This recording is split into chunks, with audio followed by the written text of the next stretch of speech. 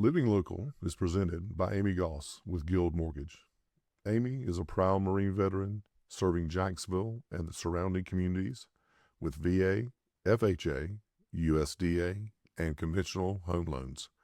She specializes in helping military families, first-time buyers, and everyone in between achieve the American dream of homeownership.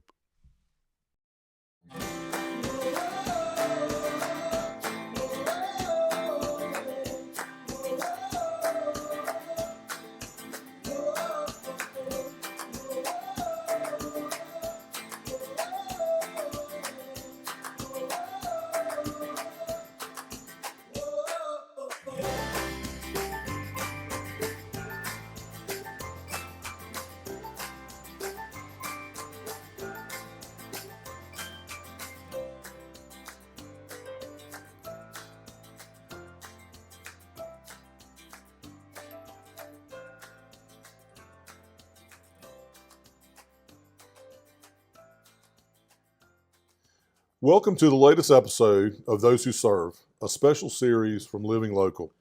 Today's guest has spent most of his adult life serving the people of Onslow County. He spent 12 years in law enforcement before building a successful real estate business, and today serves on the Onslow County Board of Commissioners, helping make decisions that affect all of us who call Onslow County home. The board recently adopted a $324 million budget for fiscal year 2027 that includes new EMS stations, expanded recreation opportunities, a library expansion, and some unexpected twists caused by changes in state law. Commissioner Royce Bennett, welcome to Living Local, Those Who Serve. Thank you, sir. Absolutely. Appreciate the opportunity to be here. Absolutely, man. Appreciate you. We did this one time back during, I think in February or so, when you guys were running for the Republican primary, and so you're back in. I call this the cave. So you're back in the cave for the second time. So let's just hop right in. Before we get into the budgets and county government, let's start with you. How was your journey from law enforcement to business to county government shape the way you approach this job? So, Steve, it's been like service has been my theme, man. All my life. And it actually started when I was 12 years old. I joined the junior volunteer fire department way back then, 40, 50 years ago now. When I was 14, I put on turnout gear and crawled in burning buildings. When I was 16, I was an EMT, and I was working on people in the back of an ambulance. And then I went into law enforcement, and I went into retail.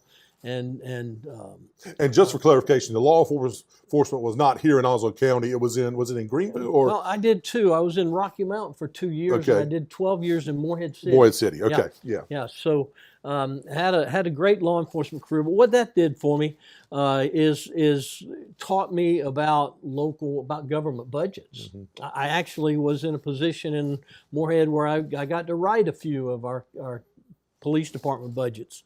And then in business, of course, it's all about making ends meet and making the quote, sales that you need to pay the bills. Yes, sir. So I got both sides of the equation, and I like to think that I'm here to serve people in our county because I love Onslow County, and to make sure that we balance both the government and the business of Onslow County. Yeah, well, I appreciate what you do. And I know that a lot of people don't tell you that a lot of times. A lot of times when you hear from folks, they're normally mad about something, but I appreciate what you do. So let's talk about the budget, $324 million budget. But getting there wasn't as nearly as straightforward as people might think. Walk us through what happened with the process and how Senate Bill 889 changed the process. So we work for months and months on a budget, and we work on the largest part of our revenue is from property taxes, mm-hmm. and that's because the state legislature tells us that's where it has to come from. Your property taxes pay for your local services, fire, EMS, that kind of stuff, and we budget on a 4-year cycle. Because we know there's going to be a reval every 4 years, and we hope that the values are going to go up because everybody wants their property to go up. You Yeah. don't want to lose value. And so we try to schedule a tax rate that is as low as we possibly can, that we can sustain for the next 4 years. Republicans hate to raise taxes. So once we get a tax rate, set, we want to be able to sustain it for 4 years. Now, what that looks like in our budget, if you look at it, the first year after the reval, we have generally set our tax rate so low that we actually run a deficit the first year. The second year, we may run a little deficit, or we may balance. But then, with the growth in the economy, 2-3% a year, what we hope for, by the third and fourth year, at the same tax rate, we hope to be able to put away some money for the future, for what we know is coming. We know we're going to have to build schools. We know we're going to have to build, sheriff facilities, EMS facilities, all the things you talked about. So, we plan for that out 5-10 years, expecting that, we're going to continue to grow. All the statistics look like Onslow County is going to continue to grow. And we want to keep that tax rate just as low as we possibly can and still provide the services that we need to provide for our citizens.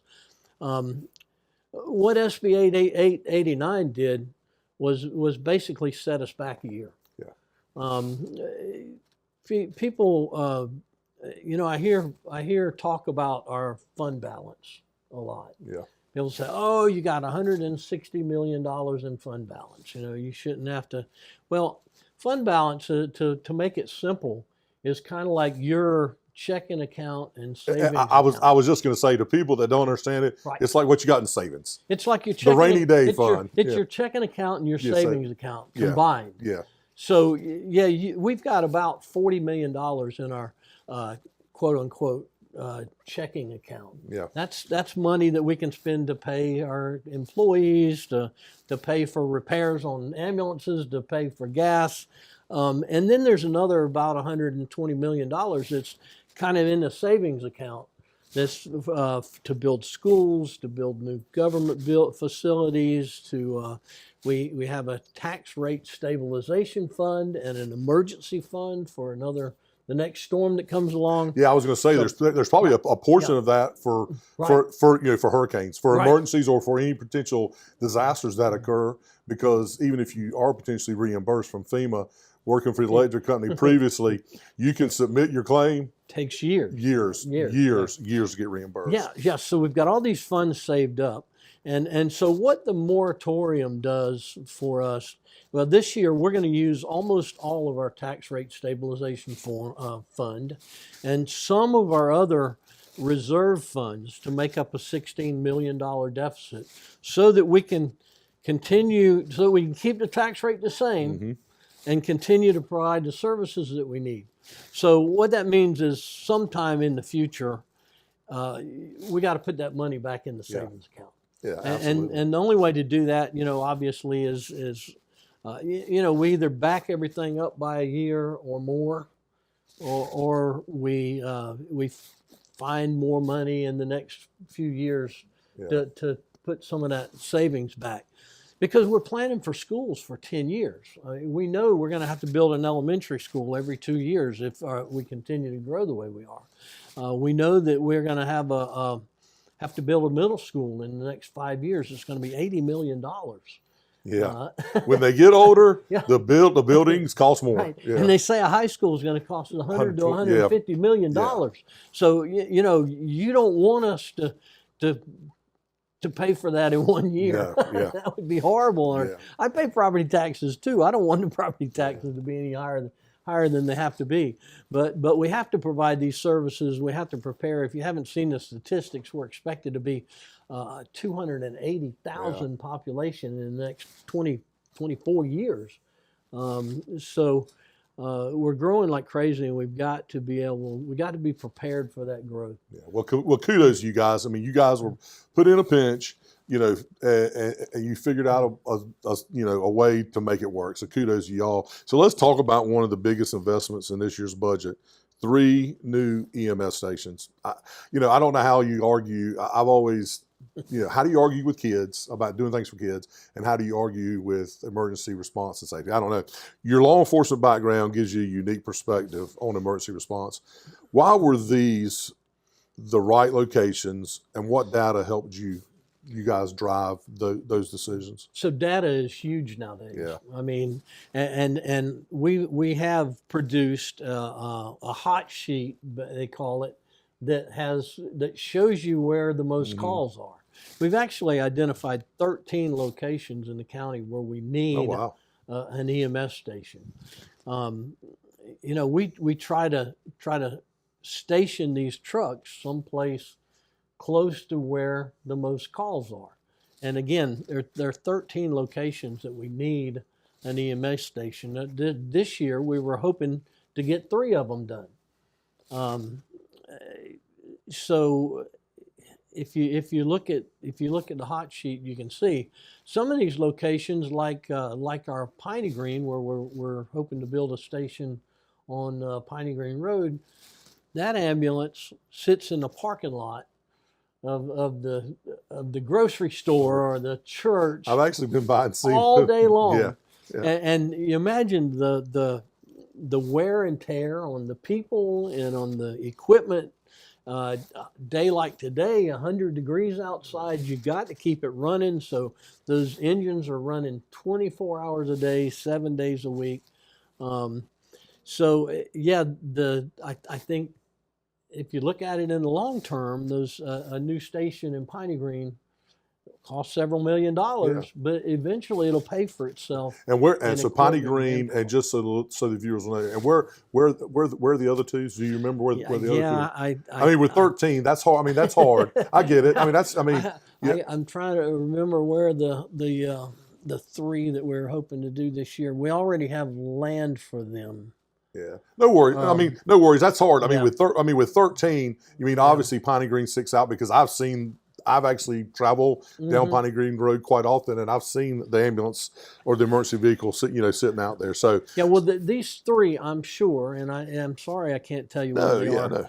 But I'm pretty sure that they're locations that we've pretty much identified that we have land for. I think one of them's Bear Creek, where we're building a new fire station, and we're going to have an EMS station there, and I think.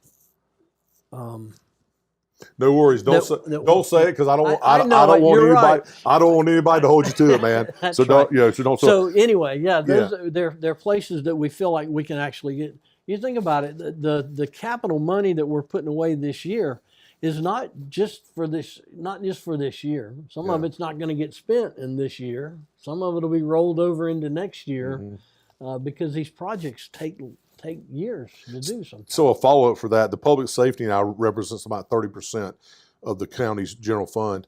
With everything continuing to grow, is that level of investment sustainable in the long term, you think? Well, I hope so. Yeah, I hope so too. It's a huge. It's a huge investment. It's a huge investment, but then again, what price do you put on safety? That's right, and we're spending, I think, about $20 million on volunteer fire service this year. We're having to spend more and more every year to support the volunteer fire service. We want to keep them there as long as we can, because if we have to provide 24/7 fire service, it'll cost us even more. But hopefully if we continue to grow our economy, then we can sustain that 30% equation. Yeah. Let's shift gears and talk about water and sewer. Real estate. I love to talk about water and sewer. I know you do. Real estate guy, you actively involved in the Economic Development Commission. The board, Joe Ed. Water and sewer infrastructure often determines where communities can grow. Where do things stand today, and what improvements still need to be made? So I'm chairman of the OnWASA board. Congratulations! I saw something on Facebook, Frankie, and a picture. Are y'all building a new treatment? Right, we're doubling the treatment capacity in Sneads Ferry. Okay. At the southeast wastewater plant. Okay. So that is very largely, intended to support the growth down in Holly Ridge. We're spending I think $10 million on right now for pipes to get sewage from Holly Ridge up to Sneed's Ferry. And that project is, again, going to double the capacity. We're also doubling the capacity of the water treatment plant at Dixon. Okay. So we're going to be able to, we're blessed to have the Black Creek and Hassel Cane aquifers that we pull our water from. Yeah. Our water is very, very clean to start with. It's not like surface water. Down in Wilmington, they're pulling out of the Cape Fear, and you got to worry about what everybody dumps into the river upstream. But our water is not contaminated like that. Of course, we test it regularly. I say that Richlands was always the clean water community or something like that. Growing up, the town of perfect water. That was on the side. Right, the town of perfect water. And the reason for that is they pull their water out of the Black Creek aquifer. Okay. And that water is so clean that we barely have to treat it. If we didn't have to add a little bit of chlorine and fluoride, we wouldn't have to treat that water at all. Okay. Because it's very, very clean water. Hassel Cane aquifer needs a little bit of more treatment because it has a little bit more salinity. But again, that water is, they say it's thousands of years old. It takes it that long to filter through the earth and get down into the aquifer. So most of the contaminants are filtered out by the time it ever gets to the aquifer. And again, we're blessed to be able to use those water resources. Yeah. And we monitor them all the time to make sure that the water levels are sustainable for us in the future. So so you guys are doing some real planning with the county in conjunction with OnWASA to prepare for the future. And you've looked at growth areas, and you mentioned Dixon, and you mentioned the Sneed's Ferry area. And then I got to talk about Swansboro because growth area. We just finished a pipe that cost us $40 or $50 million to go from Swansboro to Piney Green. Is that OnWASA? OnWASA, a sewer line that goes from Swansboro to Piney Green. Okay. That will give us access to not only the sewer plant in Swansboro, but also to the base sewer plant where we can pump effluent. Yeah. And that pipeline is designed so it can go either way. So if we are able to increase our capacity in the Swansboro area, we could turn all the fluid toward that. Yeah. If we get more capacity out of the base, then we can turn our capacity toward the base. So we're trying to make sure that we're prepared for the future in a sustainable way. And I would say OnWASA gets zero taxpayer dollars. OnWASA is not supported by taxpayers. It's supported by ratepayers. By ratepayers, yeah. The ratepayers pay for all of this. And the developers, there is a system development fee. Like an impact fee. Right. They used to call it an impact fee. Now it's called a system development fee. But that fee is what developers pay that it tries to offset the cost of expanding these systems. Yeah. So, and that's very common in the utility business. Absolutely. Electric utilities do the same thing. So what OnWASA's doing, the electric companies do the same thing. Right. So let's shift gears because I want to talk about something that excites me. Okay. Because I've been a lifelong resident of here, except when I went off to college and came back. This budget includes funding for a new indoor recreation facility and the expansion of the main branch of library. So while I'm excited about the library, Tim Foster and I have been talked on the show. We're both natives of Jacksonville. Onslow County has never had, I'm 57 years old, never had an indoor facility. We have a great outdoor facility, Onslow Pines Park. Jacksonville has the Commons Recreation Facility. Onslow County has never had an indoor facility talk a little bit about that, about why the board thought that these two projects or these quality of life projects were priorities, because I think it's great. Yeah, and they're not just they're not a 1-year priority. We've been talking about this Yeah. for several years. Yeah, several years. And I think that the citizens that you know that respond to our surveys, that talk to us, they see the need for an indoor facility. Mm-hmm. Our senior services has been limited Mm-hmm. because we don't have an indoor facility, and again, this has been in the planning for years. We're actually buying some land next to the farmers market is the best way to put it. Yeah. That we expect that indoor facility to go to. Nice. And again, the indoor facility is a future project. We're not going to get a $40 million facility built this year. Yeah. You know, we'll spend a little bit to buy the land. We'll do some engineering and studies to see exactly what we want to be done in the building. Yeah. And then you know, that money that we're able to put away will be available for us when we get ready to let some contracts and build that building. The library's been another challenge because our main library is what, 60 years old? I don't know. As long as I've been living, and it's landlocked right there where it is on Doris Avenue. It's landlocked. It's an old building, and we've struggled with what to do with that. We've talked about building a new one, moving it somewhere else and building a new one, but the expense is huge. Oh yeah. And so I think that we've settled on an expansion for that library.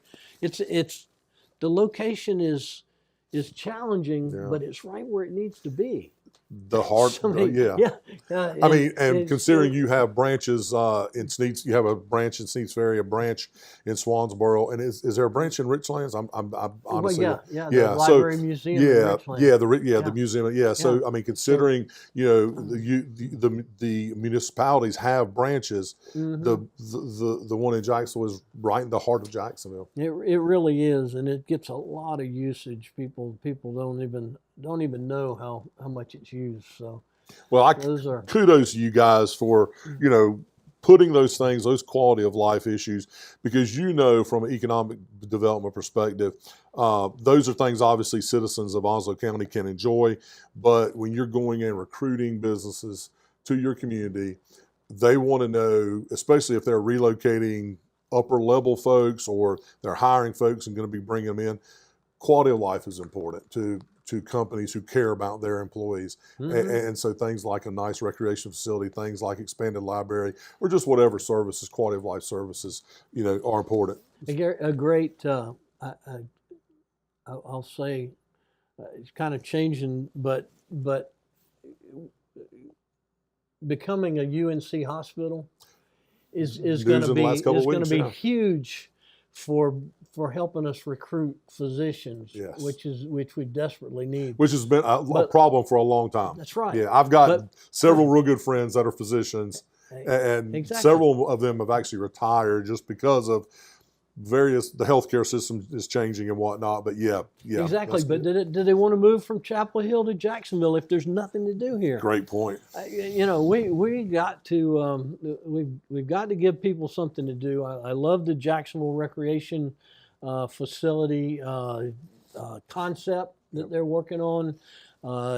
There is enough need for the county to develop a recreation facility and the city also. Yeah. So and we, I can't get away from the YMCA pool. Yeah. That is going to be a facility that when people drive down Gum Branch Road and they see that, they're going to say, yeah, there's something to do in Onslow County. And kudos to you guys. I haven't been out there yet, but I heard that and they're adding additional trails every year, I guess. But the bike trail stuff that you guys have. I heard that's a home run, man. That has been huge. It's Yeah. amazing how many people go out there Yeah. and use that bike path or I don't know, Trail, bike park. bike park. That's what it is. Yeah. Bike park. And I'm not a cyclist, so Yeah. I don't know, but it is amazing how many people are using that. And grant money paid for most of it. Yeah, It's that's not awesome. like And I would just tell viewers, please just keep quality of life's important.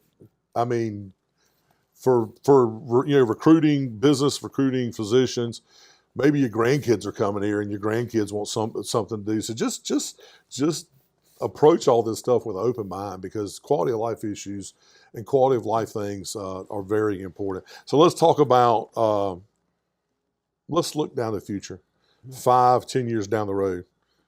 What excites you most about the future of Onslow County?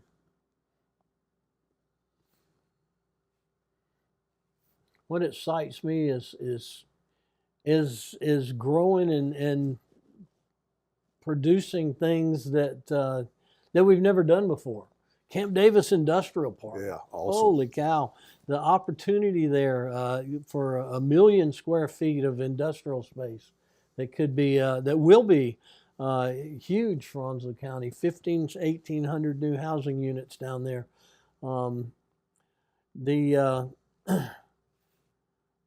The rail line. I want to see rail service in Onslow County, commercial rail service, and it's actually, I've been talking about this for 20 years, since I was the president of the board of realtors, for goodness sakes. But there's a real opportunity there, and I mean there's some movement that's happened that has provided access to that rail line, if we can just get the right industries in there to utilize it. So that's something that's huge. I would love to see in the next 5 or 10 years see some development along the rail. Yeah. I was going to say something else and it just left me. The airport is one of our biggest assets. It's huge for Onslow County, and there's so much opportunity out there. We're buying more land next to the airport to give us more expansion opportunities. And with the extension of the runway, it's going to give us more space, bigger planes, more people. It's exciting. Just all the exciting things that comes with growth. Yeah, the growth is exciting. Yeah. I mean, I want to see the county be a part of it. Yeah. And how I mean that is I don't want us to sit back and watch it. I want us to be. Well, you need to be active participants, right. And some things you may, you be active participants. Some things you may have to take the lead. Some things may be public-private partnerships. But for you to have for the county and the elected officials to have a voice in how the community develops, you've got to be an active partner. I mean, that's the simplest way to put it. Yeah. Yeah. I can't imagine being in a county where there are a lot of them in North Carolina where they're losing population. Yeah, low growth or slow growth. Where the schools are empty. Yeah. Where they don't know what they're going to do with the empty school building. Yeah. Can't sell it because they ain't worth nothing. Nobody wants it. Yeah. Nobody's moving there. What a horrible position to be in. Yeah. We're just the opposite of that. We got all this opportunity ahead of us, and there's growth pains. It's challenging. It's challenging. But I love a challenge. So let me ask you this, and we'll talk, and this kind of ties into challenge. Public service isn't always easy. Sometimes criticism comes louder and more often than compliments. We talked about that earlier. After all these years, from walking the beat as a cop to serving on the Board of Commissioners now, what keeps you saying yes to public service? Well, I have to go back to when I was first elected, and 18 months after I was elected, Hurricane Florence showed up, and we struggled. people don't know how hard what we had to do to the loss of revenue, the tax values crashed. Our county was in difficult financial shape. And that was back only First, 2019. right. That was 2018, 19, Yeah, 2019, 19. 2020. So, I mean, so you're less than 10 years ago. Yeah, then COVID showed up. Yeah. And our prices of everything tripled, quadrupled. The schools went from a $19 million elementary school to a $42 million elementary school. So, I saw us through those struggles, and now we're in such a good place. Yeah. I thought seriously about it before I filed to run for another term. I thought, but we have so much more opportunity now than what we had even 5 years ago. There's so much we can do to make. You kind of were there during the tough times. Let's do this through the good times. And we got some really good stuff going. Yeah. We're able. I mean, 6-8 years ago, we couldn't put money aside for these projects. Yeah. We had to scrape and scrimp and try to figure out how we're going to build the next school. We'll be ready to build the next school, as long as the General Assembly doesn't give us throw us any more curveballs. Yeah. We'll be in a place where we can build the next school when we have to, and it's a good place to be, and I don't know that a lot of the citizens realize how much planning and execution goes in to making all this happen. Great follow-up. So final thought, and that's a great, just like you did read the questions, but what's one thing that you do wish every resident of Onslow County understood about the work that goes on between the commissioners that they probably will never see behind the scenes? And I don't want to say behind the scenes because that makes it sound like something's going on, but just potentially they may watch the commissioners' meetings on TV. They may read what's in the paper. They may watch this, but there's a lot of things that go on that they just don't see. What's one thing that you wish that they knew? Well, I do wish they knew how hard that we worked to get it right. Yeah. But I also wish that people took the time to understand the difference between our local government and what they do at the state and federal levels, and even the municipalities. And I think about our budget. You look at $324 million, a lot of money, but again, 85% of it is mandated. That means that a lot of it is grant money that we got just to do a specific thing. That means that the county has to provide health department and social services. We have to fund a courthouse and a jail. We have to fund the schools. We have to build the schools. So 85% of our budget is mandated. That leaves us 15% that is kind of discretionary to build those EMS stations, to provide the sheriff with the deputies he needs, to build the recreation facilities. So to do all this on 15% of your revenue takes some planning. It takes some work, and you compare that to I'll compare it to the towns, the cities, whose revenue is totally discretionary. Yeah. Every dime that the town takes in almost is discretionary. They can do anything they want to with it. The state, again, I already said once, you send your money to the state, it's going to go to Raleigh and Mecklenburg County. Yep. If you send your money to the federal government, it's going to go to Afghanistan and California. So I appreciate people who understand the difference in where their money goes. Yes, sir. Because the money they pay here, that they invest, I feel like I pay a lot of property taxes. I mean, I feel like the money that I invest in my community That's a great way to look at it. is Invest. going to a good cause. That's great. Well, Royce, thank you so much for joining us today on Living Local, Those Who Serve. I appreciate you taking the time, man. Yeah, it was a lot of fun. Thank you. Yes, sir. Most of us only think about county government when something affects us directly. But the decisions made in that room shape everything from emergency response and infrastructure to recreation, libraries, and the future growth of our community. That's why it's important to have conversations like this. A special thanks to Amy Goss with Guild Mortgage for making today's program possible. For Living Local, I'm Steve Goodson. Until next time, keep learning, keep growing, and keep leading with heart. Living Local is made possible by Marine veteran Amy Goss with Guild Mortgage. Everyone deserves the American dream. Amy helps you achieve it.